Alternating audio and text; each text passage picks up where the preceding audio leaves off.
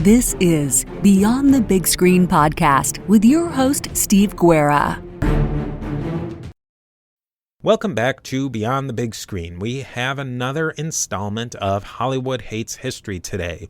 This is the third part of a four-part conversation on the incredible and really classic movie, the 1993 Gettysburg. We are joined by two Civil War aficionados and podcasters, Sean MacGyver of the Come and Take It Texas History Podcast, and Professor James Early, a contributor to not only Beyond the Big Screen, but also the History of the Papacy podcast and Scott Rank's History Unplugged podcast. Today, we will continue to progress through the battle. We will discuss the major source of the movie, the 1974 historical fiction novel, The Killer Angels by Michael Shara, and we will also talk about the second day of the battle.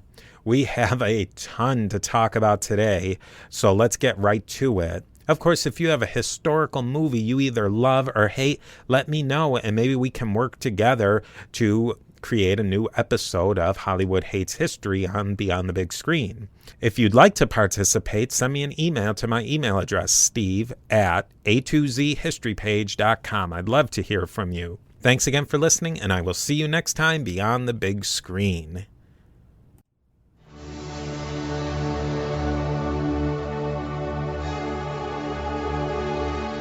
Now we're on to day two of the battle. If you want to hear about what happened in the prelude to the battle or day one, you can go back and we have episodes on all those. But we're joined again by Professor James Early, of course, and Sean MacGyver of the Come and Take It podcast. And we're going to dive right into day two. James, why don't you give us a little setup of what was going on in day two and what we can look forward to? Sure. Just to review, in case it's been a while since somebody listened to the previous part, or maybe they haven't, but if you haven't, you should stop it right now and go back and listen to it, okay? All right, are you back? Okay, good. So what happened was the Union Army of the Potomac and the Confederate Army of Northern Virginia met, or parts of the armies met to the west of the town of Gettysburg, north and west, in an almost accidental meeting.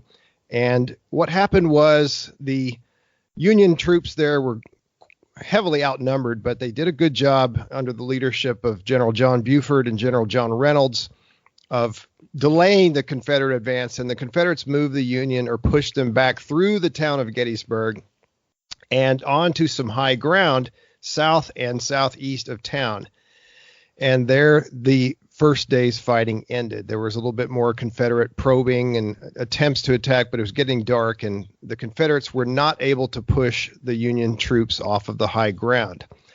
The Union, overnight, gradually filled in. More units came up to the front, and they settled into a position that's shaped kind of like a fish hook. But I'm going to actually change the analogy here. I'm going to try to make it as simple as possible. So I'm going to create a mental map here. What happened? Imagine a clock, okay?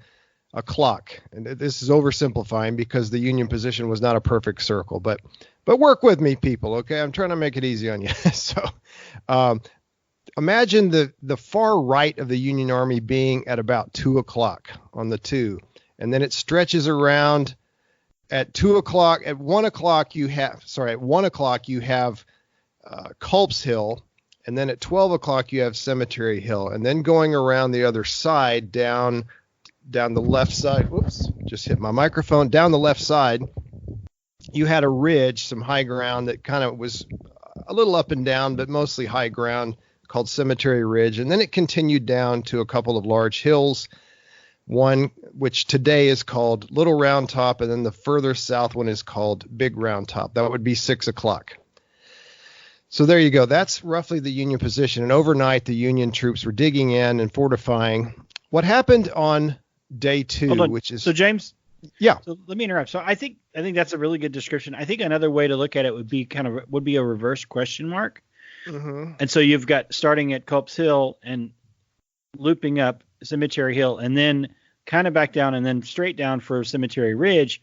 And it culminates at the end at Little Round Top, and then there's a small gap, and then the period at the bottom of the question mark would be Big Round Top, the bigger hill. That's good. I had also thought of, like, imagine if you're staring at somebody's right ear. Yeah.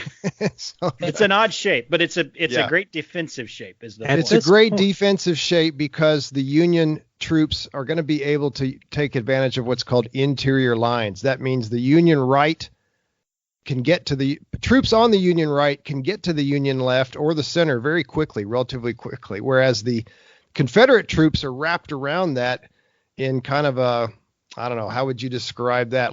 Almost like the letter C. And so for the Confederate troops to get, say, from their left to their right would take much longer than for the Union troops. Right. And as we'll see, there's difficulty in movement from the Confederate side. The other thing to remember is that the Union Army is still marching in, and there's 3 corps there at this point. There's still 2 more corps coming in, and they're coming straight into this pocket this defensive pocket that they've formed. So their reinforcements are on the way, whereas the only real reinforcements the Confederates are going to get is if their cavalry can somehow manage to make their way back over. Yeah, and they've got one division, Pickett's division, which is still coming up from the west, and they're not going to participate in day 2, but they will definitely participate in day 3, won't they? But that's the difference. Go ahead, Stephen. Sorry. What kind of geographic information would each side have? Did they have maps of any accuracy, topographical maps? Well, that's an important part in the second book. That's an important part of the whole battle. Is that So the thing is that you depended on either your locals or your cavalry to tell you about the area that you were in. So the Advantage Union, they're in Pennsylvania. So not only do they have the locals there supporting them, and probably being, they do talk about that the locals are, they're buying food. The Confederates are buying food from the locals. They're staying at their homes, but they probably are reticent about helping the Confederates, whereas they're going to help the Union. The other thing is that you've got Pennsylvania militia and regular troops in this army, so you may have somebody from their home right in that they've lived in that area, so they know it. But the most important thing is when you're in enemy territory, your cavalry is critical to telling you what the field is like, what your ground is like. They're critical to telling you these hills can be walked over or ridden over or climbed easily or difficult. There are passes here. There's a field. There's the visibility from this hill over this field. There's a ridge here that you can travel behind and you can't be seen from the next ridge over. So all of those things are critical. And if you go out, if you just look at a map, you don't necessarily see that. You don't have that first of all, you don't have trees really, unless it's a dense forest on your map. So you don't know where you've got a stand of trees that you could position an artillery piece behind, or you could pull a brigade behind and the enemy not be able to see them. So you also don't necessarily have fence lines and things like that you've got to either, you can use as defensive positions, or you got to remove to get out of your way to get your unit across, this field. You got to take down this wooden fence or climb over it. It's going to stall you if you're attacking. Whereas a map may just show you this is an open field. You may have a stone fence or a wooden fence you got to climb over. So that's why cavalry is so important, because they're supposed to scout the area and tell you this is where you need to go. And what Lee was reduced to doing and Longstreet were reduced to using were staff officers who were exhausted because they didn't sleep, because their officers, their generals didn't sleep. And they were unfamiliar with the ground, and they were doing scouting in what Stuart should have done for the Confederacy. Yeah, and so Lee knew that the entire Union Army was not present yet, but they would be pretty soon. And so Lee felt a lot of pressure to hit them while he could and move quickly. But unfortunately, quickly doesn't often happen with armies, especially not back in this day and age. Lee orders Longstreet, his chief corps commander, his most trusted subordinate. He called him the sword of my right hand, or the staff of my right hand. He also called him my old war horse.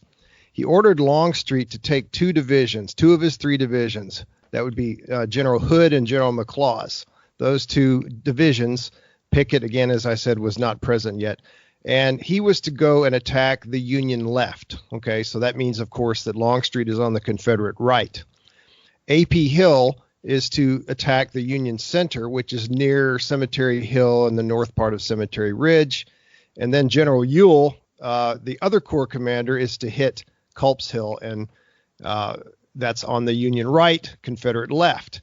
Well, all of this takes way longer than they had wanted to, of course. In fact, Lee doesn't even issue the order until 11 o'clock in the morning. Sometimes Longstreet has been criticized for dogging it. That's what my dad used to say, dogging it, meaning not giving it his best effort, and waiting too long. And maybe he did. I don't know. We'll discuss that later. But basically, Longstreet's attack is delayed and delayed and delayed, and it doesn't happen until the late afternoon.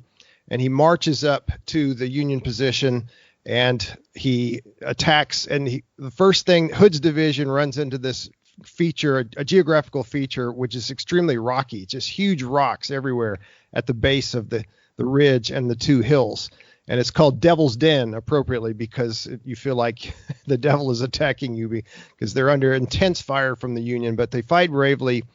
And the Union did not have anybody on the Rocky Hill, which we call today Little Round Top. And they remedied this at the very last minute by rushing up some people from the 11th Corps, including a regiment, the 20th Maine, that we've already talked about. And the 20th Maine gets up there, and I'll go back to them in a minute. But in the meantime, one thing that the book does not discuss is that one of the Union Corps commanders on Cemetery Ridge, a man named Daniel Sickles, he was a political general.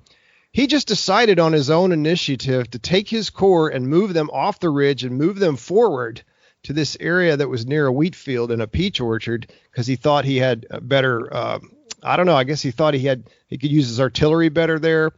And he just thought it would be more advantageous position to fight the Confederates. But when he moved his corps forward, he left a big gap in the Union line. And he also created a bulge. And so what has to happen is Meade has to run a bunch of other guys over to fill in the gap that Sickles has created. And there's bitter fighting in this peach orchard as well as in the wheat field. A.P. Hill's corps doesn't really do a whole lot. And then over on the right, the Union right, Confederate left, this is by the 2 o'clock, using my clock analogy, or 1 o'clock, close enough. Ewell's division attacks, but not until late at night. It doesn't get started until very late. And it's like dusk, right? Yeah, it's almost dark, and they make some gains, but they're just not able to push the Federals all the way off of their entrenched and high up position. They have great ground. It's rocky, and it's just a terrific defensive position. And this whole thing illustrates, I'm just going to mention in passing before we start talking about the movie, this illustrates a common problem throughout the Civil War, and that is the idea of attacking en echelon, which means you send one piece of your army to attack, and then they get driven back, and then you send another piece in, and they get driven back, and then you send another piece in. Obviously, the driven back part is not part of your plan, right? It's like, I'm going to attack, and then with I'm going to be defeated. So that's not your plan. But very seldom, at least in my experience, and Sean, you can correct me or you can fill in something later if you want, but very seldom do you see an attack done really well where all parts of an army attack at the same time. So the Confederates, Hood attacks, McLaws attacks, then A.P. Hill attacks, and then Ewell attacks. But by the time Ewell attacks, Longstreet's attack is already burned out. So, and that enables the Union, because they're not being hit at all places at the same time, it makes them possible for them to shift guys around. So in the initial part, they're able to shift guys over to the Devil's Den and the area where Longstreet's corps is attacking, and then that ends, and then later Ewell attacks, and so they send people over to Ewell's side. So we see that at Antietam, and we see that in several other battles that I can think of. So it's just, and I know it's very, very hard. I'm not saying, well, if I'd been there, it would have been done right, because there's so many logistical and communications problems, but still, this fact that the Confederate Army did not all attack at the same time really plays into the Union's hands. And that's the key. It's a timing. It requires timing, because the idea is, as you attack each section of the attack, takes up enemy resources, and it forces your enemy to and Longstreet explains it in the book very, very clearly in his internal monologue with Destiny. He explains it that your first unit that attacks on the far right, it attacks, the enemy shifts to defend, then the next section attacks, and then the enemy shifts to defend, and then the next section attacks. And so that by the time you are at a position where the enemy can't shift enough, or they don't have any more resources to shift, and they're at a weak spot, then that's where you have your breakthrough. And so it confuses the enemy. So in history, it's commonly used. However, you need a brilliant commander and a very, very well-disciplined army to do so. And so the examples are Hannibal, Alexander the Great, Frederick the Great of Prussia, and Napoleon. They all used in echelon attacks. Well, those generals, those commanders, are hailed as military geniuses.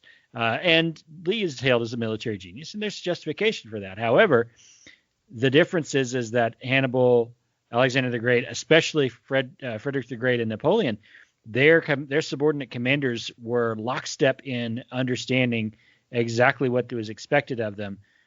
Lee's commanders, as evidenced in Gettysburg, were not. Longstreet had difficulty getting the attack going. Hill had difficulty in getting his attack going, and Ewell certainly had difficulty getting his attack going. So it doesn't work when your first attack starts at 11 and your last attack starts at dusk, 5 hours later. It works when it's all at once, or within quarters of an hour from each other. I can't remember whose internal monologue with Destiny it was, but they also spoke about that there was really no small unit tactics. No. There was a general idea that there would be 3 people, one loading, one firing, but otherwise there was no such thing as a fire team or squad-based tactics. Right. And that was Longstreet's section of the book. And I think that's probably creative license more than anything else. I haven't read enough of Longstreet's memoirs to know if he suggested that. Bedford Forrest did come up with that. But with single shot weapons, it's difficult, right? With breech loading, with muzzle loading single shot weapons, that sort of thing is a lot more difficult. It becomes much more easy as with repeating weapons, right? So, someone like a Buford could do that in some ways because he equipped his men with Sharps and Spencer rifles, which were either repeating or rapid reloading breech loaders. And Bedford Forrest did that because a lot of his men were armed with carbines and revolvers and things like that. So it was a little bit different, but you're right. That's the idea of getting away from line of battle tactics from the 18th century that was not quite there yet for the Civil War. So let's zoom into the Lee's headquarters in this first part of the battle on day 2. Who'd like to take that one? Yeah, I'll take it. So this was an interesting part of the movie. And the book was a little bit different, I believe. In the movie, it's early in the morning. They're kind of recap the Union positions and Lee's presenting Longstreet with what he wants to do. He wants to attack. He doesn't want to move. Longstreet, of course, wants to move around, wants to maneuver around and flank the enemy. But Lee says, we got to attack. We're going to go do this. And so he orders Hood and McLaws on Longstreet's division, on Longstreet's corps to attack the left. And Ewell's going to demonstrate on the right. So the word demonstrate for military purposes, demonstrate means you stage an attack that's not a full attack, and to engage the enemy and force them to shift their resources. I think that Ewell's actual order was to go ahead and try to take that hill. Right? Yes, it was. That's a kind of historical license that the book takes in the movie. I think the movie makes it. I don't know that the book makes that. I think the book talks about, because it makes a big deal later about Lee's disappointment that Ewell didn't get his attack off. But again, back to what we talked about, timing. Ewell needs to demonstrate on the right. He needs to at least begin his attack to draw off resources. And then so Colonel Fremantle, who's my favorite character in the movie, by the way, I've decided Fremantle is my favorite one. This is the English colonel who's observing the conflict.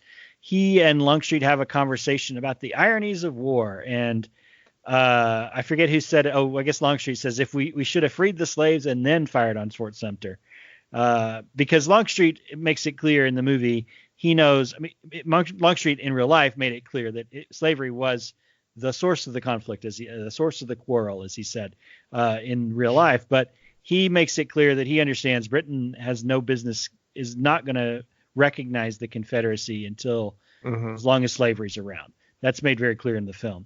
I like the line that Fremantle says is, "We have one thing in common: we'd rather lose the war than admit to a mistake." And then Lee asked Longstreet to let him ride with him, which is a very gentlemanly thing to do. And they talk about Mexico, how it's hot, and it reminds them of Mexico. And of course, both were younger officers. Longstreet was just out of the West Point. Lee was a captain who had been in the Army for a little bit, and both distinguished themselves in Mexico. And they talk about some of their reasons for why they're fighting, and it's definitely they are fighting for their state. And that's clear. We understand that the Confederate soldiers were fighting for their states. We understand that. Who was Longstreet's beard fighting for? Longstreet's beard was fighting for screen time. He was fighting for a screen credit.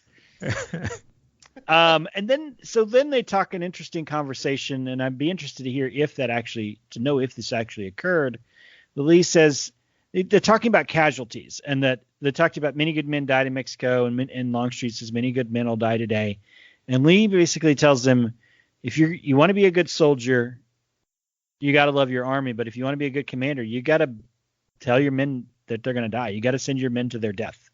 And Lee gets a lot of credit for being beloved by his men and loving his army and loving his men deeply. And Grant gets a lot of grief, and so does Sherman.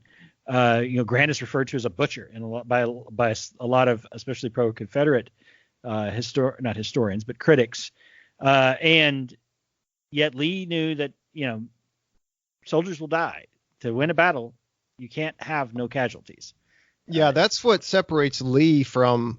I love that quote so much because you alluded to Grant, and I don't think Grant did not love his army. I think he did, but I think he just saw that he was going to have to use it in a way that he might not like to do.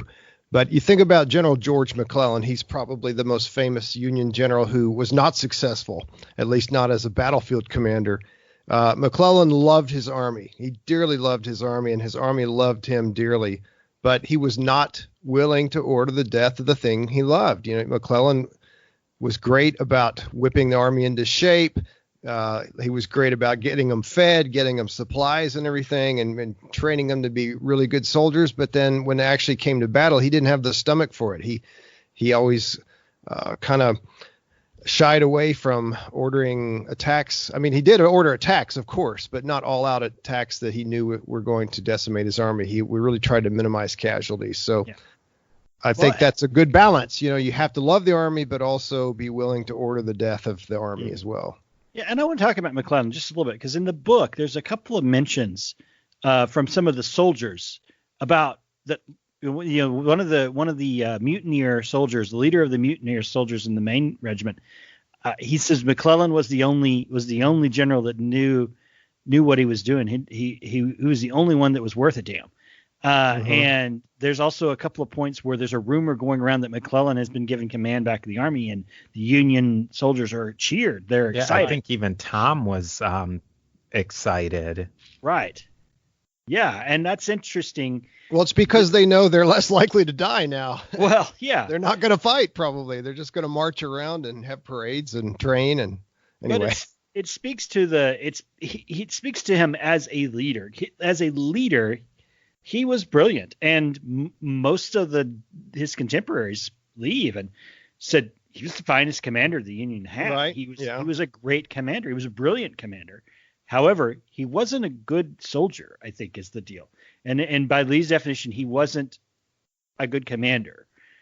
He wasn't willing to make the sacrifices that you needed to make, and that's what makes him, in a lot of ways, a failure. I mean, he is one of the few generals to actually beat Lee in the field, and yet that was early on in the war. He does it several times, but he doesn't defeat Lee in his actions in his campaign. So that's just a diversion. A lot of with what Lee's saying is also the toss of the coin too, because he could be easily criticized for getting so many of his people killed really unnecessarily. If he had won, everybody'd be saying he was a genius. Yeah. But the fact that he didn't win, now he's not a genius. Right. And that's the thing. I think that this day is a day when, we start to see chinks in Lee's armor. I think that's really the theme of day 2 he's making decisions. And quite frankly, the decision to attack this way is not a bad one. It's just that, as we'll see in a moment, it's the inflexibility that the inflexibility and overflexibility, the contradictory flexibilities that he bestows upon his orders and his plan that gets confusing and causes failure, essentially. So yeah, he does order Longstreet to go, and he basically encourages him. Lee says that he wants this to be his final battle, and that's the end of this little scene in the movie. And now, a brief word from our sponsors.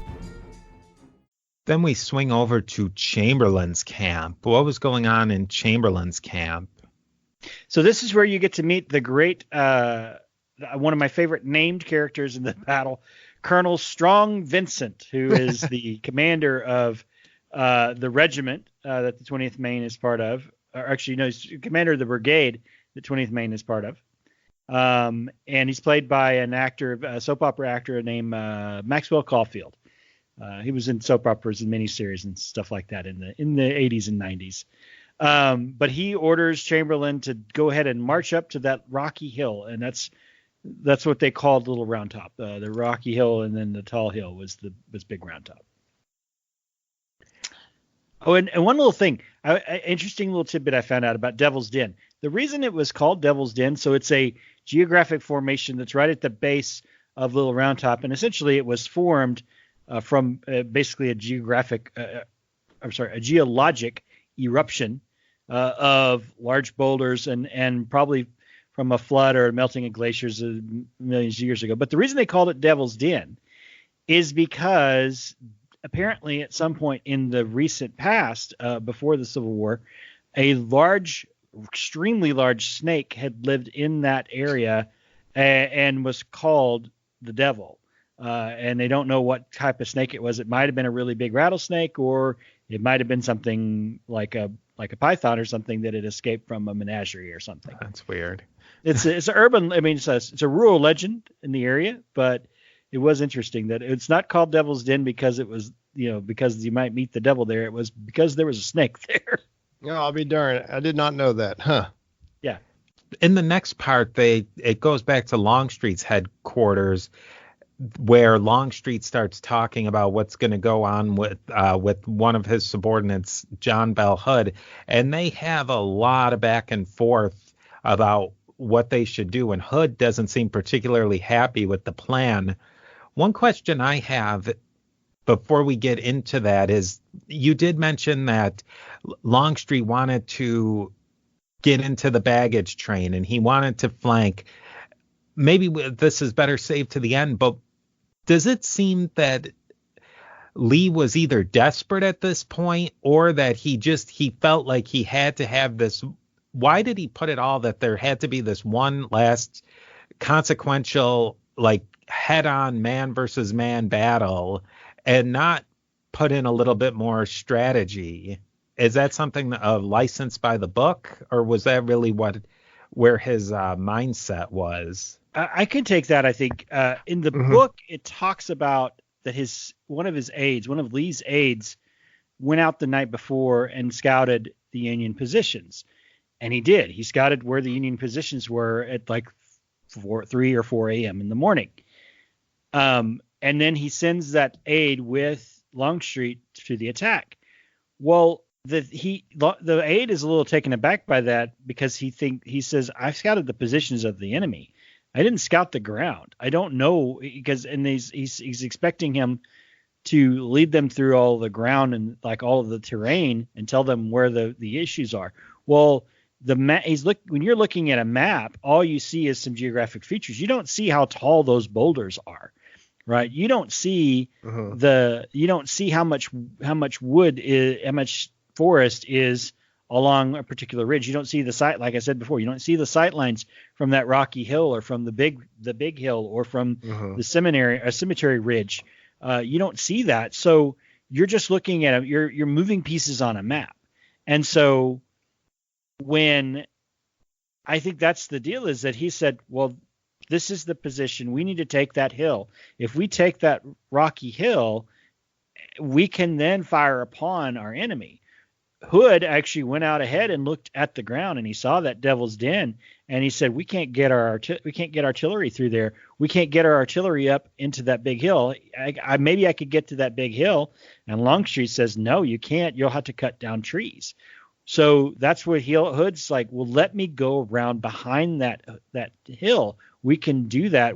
All I need is a brigade, and then we can rush and attack the baggage. We can take the enemy from the rear. I'm agreeing with Hood. I don't know that I haven't always agreed with a lot of Hood's decisions later on in the war, but I'm agreeing with the way the author is giving him words to say. I don't know if he actually agreed or not with the orders, but the fact is that line of thought is correct. Even though that brigade would be cut off, they would at least be out there causing confusion and sowing confusion. The problem can I say something? Yeah, go ahead, James. One other aspect too is that in the wee hours of the morning on the 2nd of July, there was no one on the Little Rocky Hill. Right. The federal position ended on Seminary Ridge, and so had that stayed the case, it would have been much easier and reasonable for the Confederates to take the hill. And then, as Sean implied, if they could get cannon up on that hill, they could just go straight down the line and do what's called enfilading fire, that means you're firing at the side of the line. Imagine, like, let's say you were bowling and all the pins were lined up in a neat row, and you just rolled your ball and you knock down the first one and it knocks down the second one, almost like dominoes.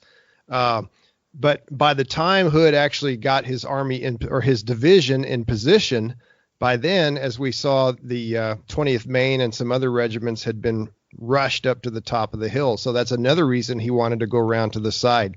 And I was just reading about this in another source recently, and Hood, it's true, Hood did ask if he could go around, and he did also protest. He said, I'll do the attack, but I'll do it under protest, which I don't know what that means, Yeah, it gives you rights of I told you so. Yeah, that's right. You could write a book about it later and say, well, I did it only under protest. Well, and the bad ground essentially rendered that portion of the action an infantry match, because he could not get artillery any further closer to around either the hills than the Devil's Den, than those boulders. That was as far as he could get his artillery, and that's mostly smoothbore, some rifled artillery, but it's not like 2-mile range, 10-mile range artillery like we have today. So, this is line of sight artillery.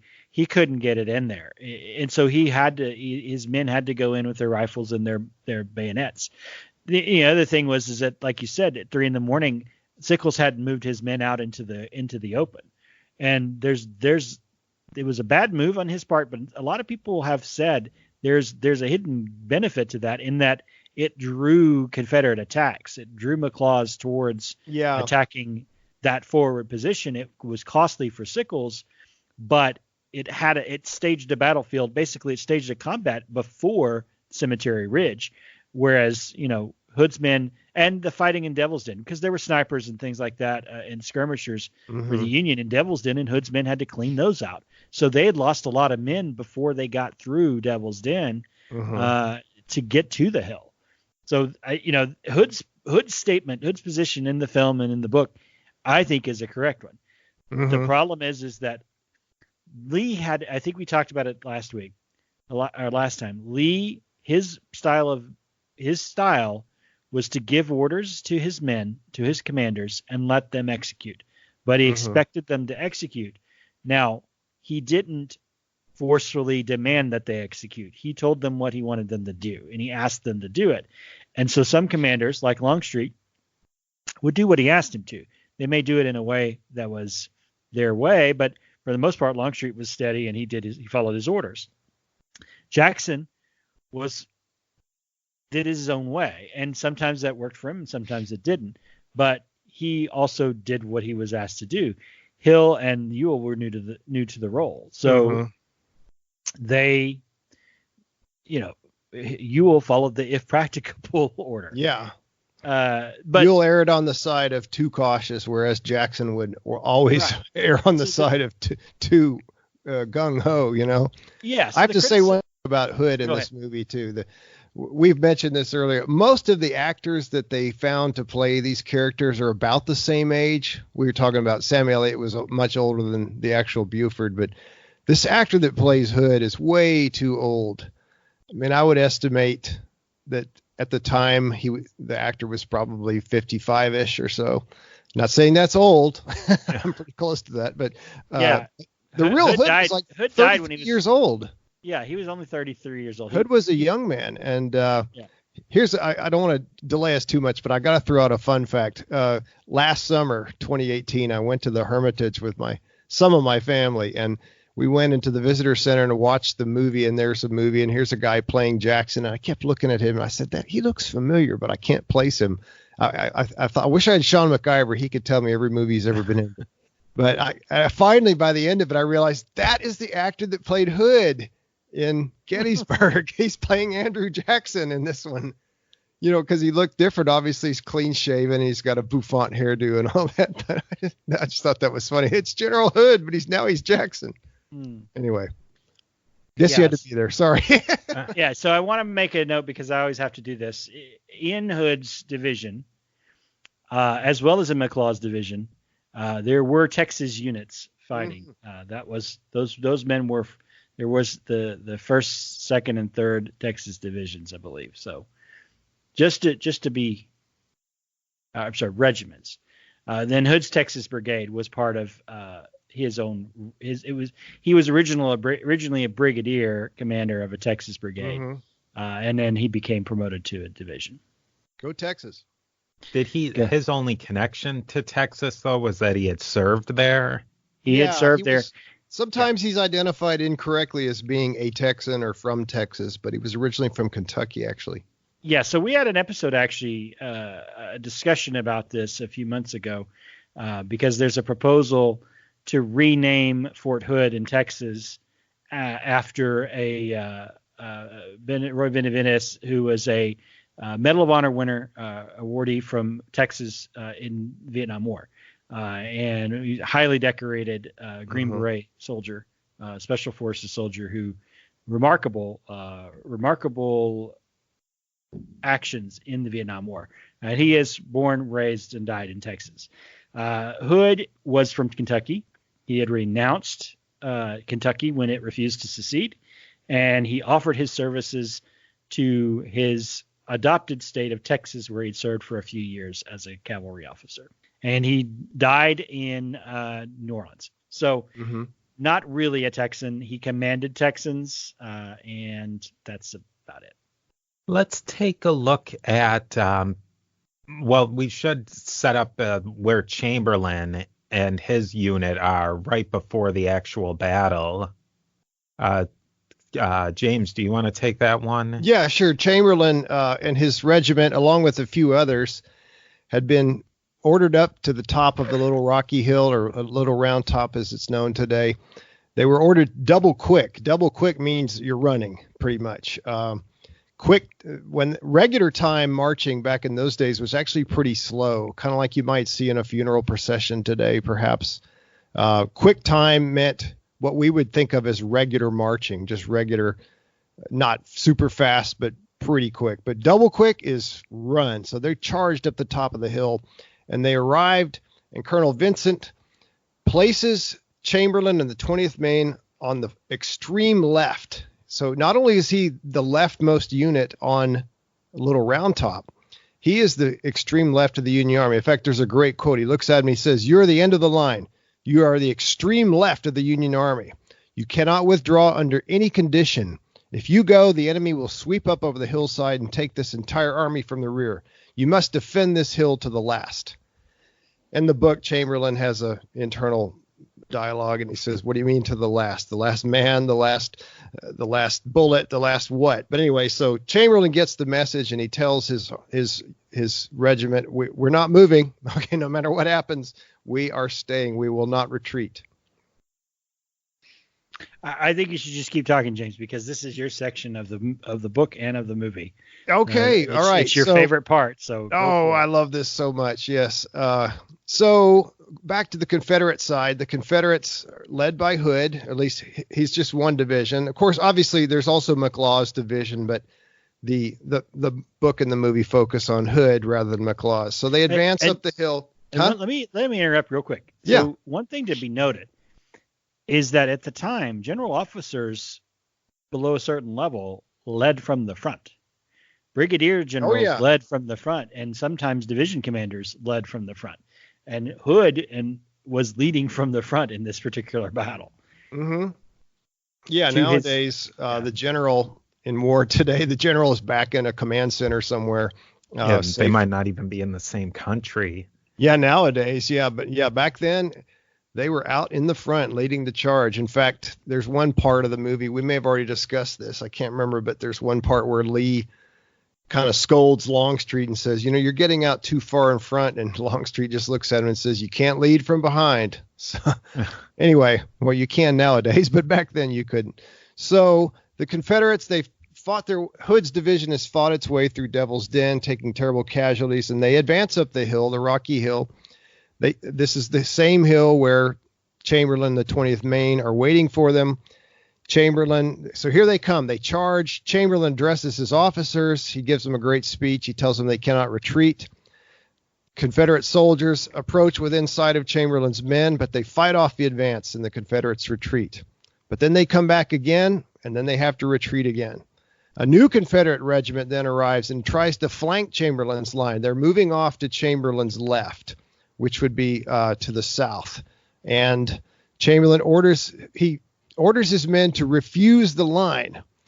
And the first time I heard that, I thought, what does that mean? Like I refuse to admit that the line is here. I'm not going to refuse to have a line. What does that refuse? But it doesn't mean refuse like you refuse a penalty in football or something. It means to refuse, meaning reorganize. And maybe Steve can post a graphic of this. I found one. It essentially means you take something shaped like an I and you turn it into an L. You take the far left of your line and you fold it back 90 degrees. And that way, if the Confederates slip around behind you, you're still facing them head on. They can't enfilade you. The Confederates charge again. They just keep coming. The 20th Maine fights them back again. During this fight, Buster Kilrain gets shot in the armpit. He's kind of humiliated about that. He says, "In the armpit, the bloody armpit." But the Confederates charge a fourth time. And at this time, Chamberlain is shot in the leg, but he's saved by his sword and scabbard. The rebels retreat, but by this time, the 20th is nearly out of ammunition. The Confederates charge a fifth time, moving again to the left, and they reach the 20th Maine's line. Hand fighting ensues. Tom is saved. There's one part where there's a hole in the 20th Maine's line, and Colonel Chamberlain says to Tom, "Hey, get over there and fill that hole." And then later he feels bad about it. But Tom is almost killed, but he's saved by two of the 20th Maine men. That's pure Hollywood. Remember did I say the 20th? The 2nd Maine. Tom is saved by two of the men in the regiment who were deserters.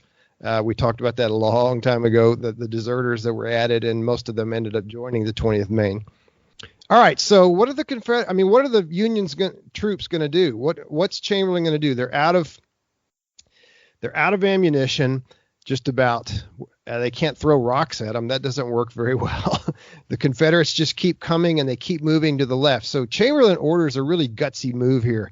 He orders the 20th Maine to fix bayonets and charge down the hill. So they're going to just act like they have spears. Essentially, they're not going to even be firing. At least most of them will not, because most of them do not have ammunition. Some of them will.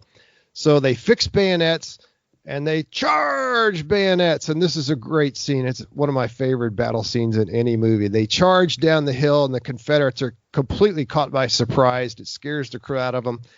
Most of them run away. A lot of them are shot, but the majority actually surrender. At one point, a Confederate officer tries to shoot Chamberlain. He points the gun right at him, but the pistol is empty. And again, that's kind of a Hollywoody kind of thing. It may have happened. Who knows? No, it apparently really did happen. Did it really happen? Well, according to Chamberlain's memoirs, it did. And he did keep the pistol his whole life. Okay. Well, there you go. I think I might have actually read that at some point, but I forgot it. But so Chamberlain takes this man prisoner. Kilrain is shot a second time, and this time it's a mortal wound.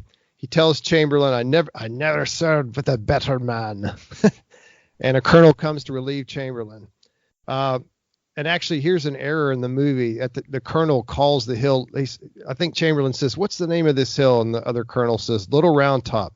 But that's anachronistic because they didn't call it that until much later after the battle. So anyway, it's a great scene. I love the part where Chamberlain goes, "Bayonets!" and they all put them on. And it's funny because when he orders that, all the other officers that are gathered around him just look at him like, at first they're like, "Are you crazy? What, fix bayonets and run down the hill against people that are shooting at us?" But then there's this kind of glimmer of recognition in their eyes. And then yeah, that's a great idea. Let's do it. But it's a great scene. And so Chamberlain, through his quick thinking, saves the day and saves the Union Army from being completely flanked and rolled up. And then it's going to go back to the Confederates. I'll hand it over to Steve or Sean. Yeah. So the interesting thing is that the ground between the Devil's Den and Little Round Top has been known by various names. One name is the Slaughter's Pen. Mm-hmm. Another name is the Valley of Death. And if you go and read about this throughout many books about the Civil War, you'll see lots of pictures. There was a lot of photographs taken after the battle. Frightening, horrifying photos of just men laying dead all over the place. Union and Confederate soldiers just piled up, not even just left dead where the battle occurred. And it's pretty horrific imagery. But this is the battle. There were thousands of men killed each of these days. Thousands of men, not hundreds, but thousands killed. And then you add in the wounded. So it's pretty horrific. But the fact is you have, parts of two different corps fighting each other in a relatively small area and throughout a day. So, tens of thousands of men are shooting at each other in rapid succession. So and often at close range a lot of the time. Extremely close range, right? Yeah. So yeah, that's the climax of the first part of the movie. I think is that swinging arm maneuver that clears the hill. I didn't mention that they swing down like a gate. Starting from their left, the Union left, and they just swing around and they just sweep the Confederates right down the hill. Yeah, a successful bayonet charge, and bayonet charges are becoming less and less successful with the rifle bullet. But at the time, both sides were pretty much out of ammunition, so that was a big part of it. Was the Arkansas men that Chamberlain was facing were out of bullets. So there is some dispute. The gentleman, the captain that's smoking a pipe throughout the battle, played by character actor Donald Logue in one of his very early roles. He actually wrote late in life that Chamberlain's stories in his memoirs were hogwash. That he did not give the order to do that swinging charge. Someone else did. So who knows if that's actually true or not, but it is what Chamberlain is famous for. And quite frankly, he was awarded the Medal of Honor for that action at Little Round Top. So he did receive the citation for the Medal of Honor for that fight. Mm-hmm. Mm-hmm. And now, a brief word from our sponsors. Well, I was going to transition us the rest of the book and the movie. It's pretty much the drama, both figurative and literal drama in the Confederate camp. Maybe one of you can just wrap up quickly what transpired during that part, because there was a lot going on.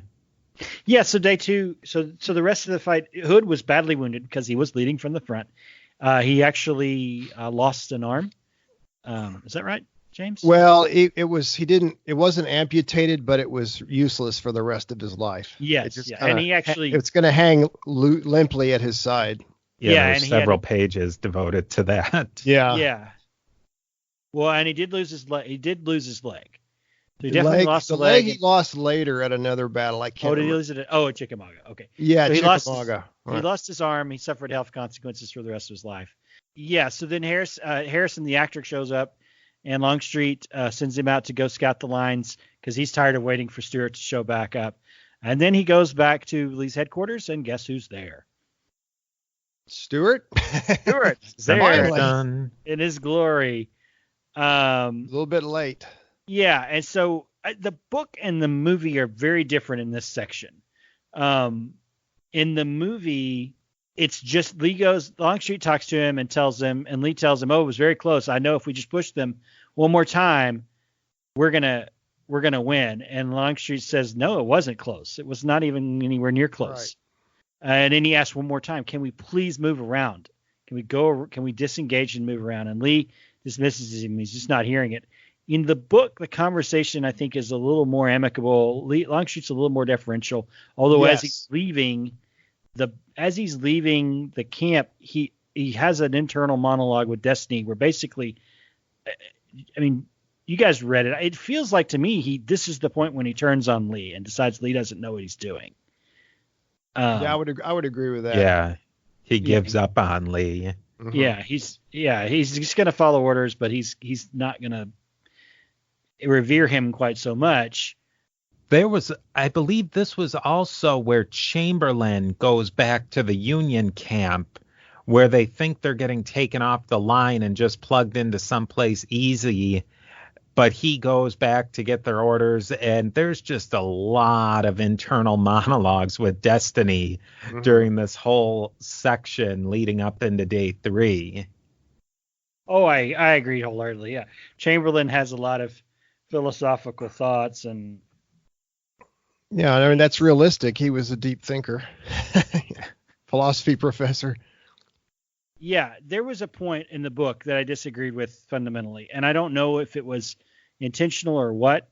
At the end of day 2, Lee, there's a chapter-long internal dialogue, and he's talking about the men and the soldiers and the battles that they fought, and that he's disappointed with Ewell. Jackson would have taken that hill, yada yada yada. And then he says, "We have never yet." He's disappointed in Longstreet for wanting to disengage, and he says, "We've never left the enemy in command of the field." And my thought is that's not true. Lee would not have said that. No, they retreated from Antietam. Mm-hmm.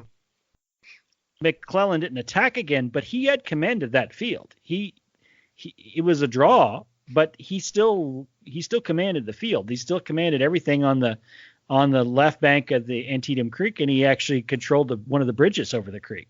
So, and he chose to withdraw out of Maryland, and that is by definition a tactical loss. He may have accomplished some of his goals, which was to scrounge for supplies and possibly to force an engagement, north of Washington, D.C., and he did that. But he didn't win the battle. He didn't win the campaign. So the idea that, is this a limitation of the historical fiction of the author not being a professional historian, or is this intentional on his part to show something foggy about Lee's mind, which I don't think Lee's mind was that foggy? No, I don't think it was.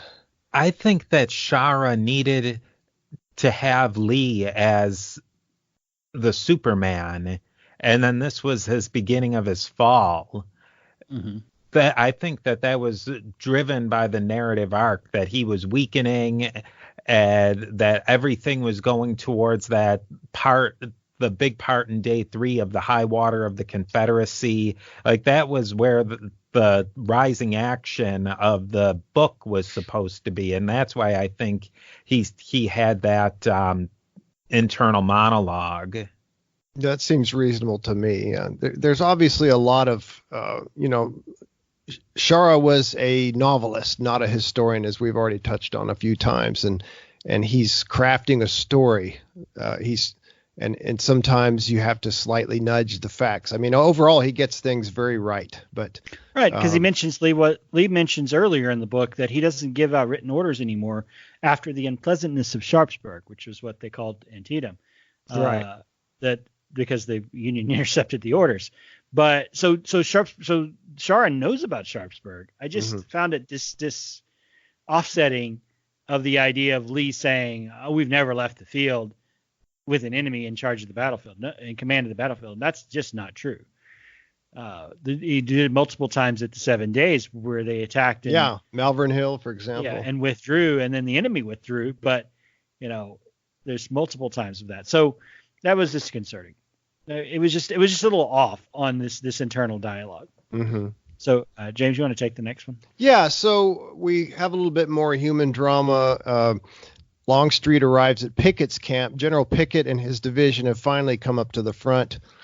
And the generals, we have, of course, to refresh the memory of the listener, because it's been like 2 years since we last talked about this or something, feels like it. But General Pickett had a division, and his division was divided into 3 brigades, and they were led by Lewis Armistead, Dick Garnett, and Jim Kemper. And Armistead and Garnett and Longstreet and Pickett had all fought together in Mexico. Now, Kemper was a politician. He was different. But so other than Kemper, these guys had known each other for a long time, 15 years or so. And so the generals get into a discussion about the theory of evolution, of all things. The Charles Darwin's Origin of Species had just been published 4 years earlier.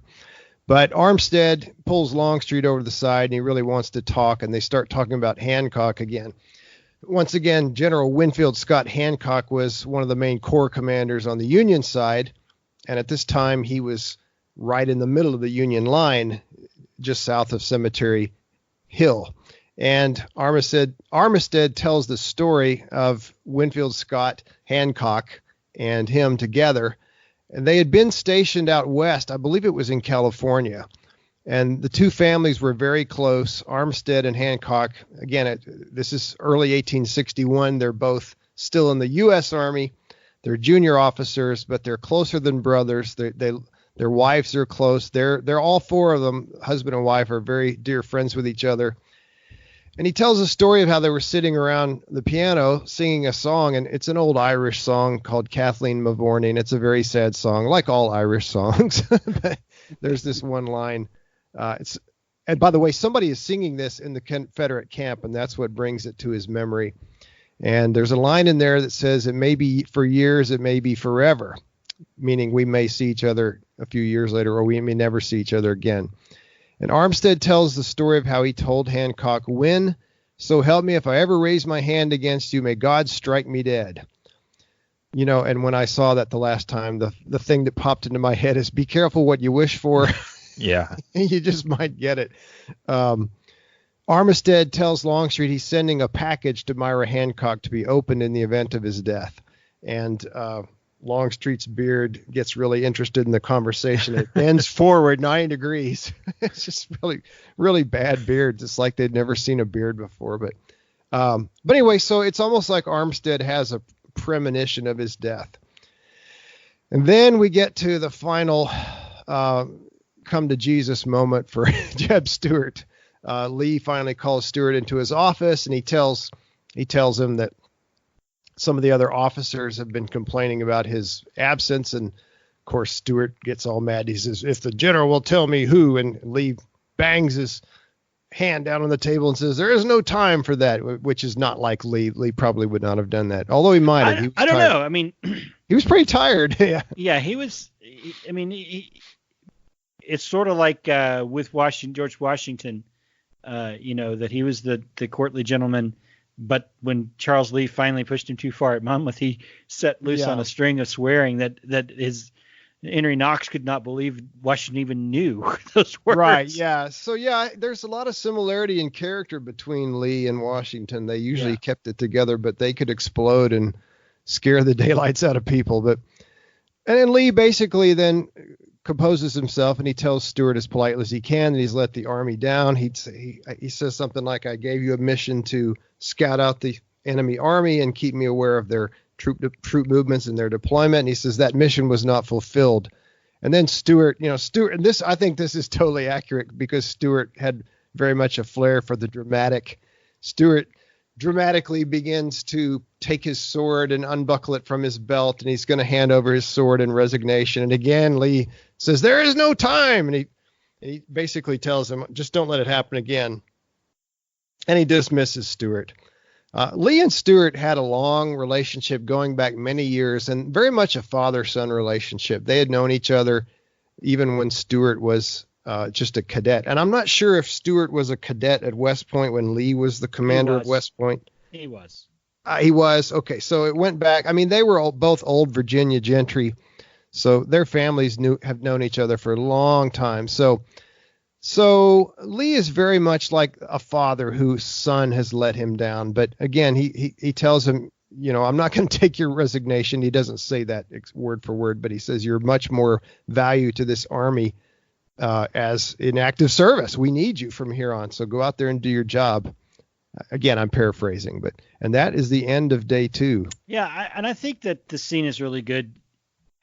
I think a lot of people, that people certainly criticize Stuart, and justifiably so. He was off gallivanting he actually staged a charge at the walls of Washington, D.C. with his cavalry corps, and then, that's hundreds of miles away from Lee's army. He went into eastern Pennsylvania, almost to Philadelphia. So, he was certainly not following his orders of scouting the enemy. But at the same time, Lee treats him sort of like a prize racehorse, and he actually compares him to kind of a prize horse.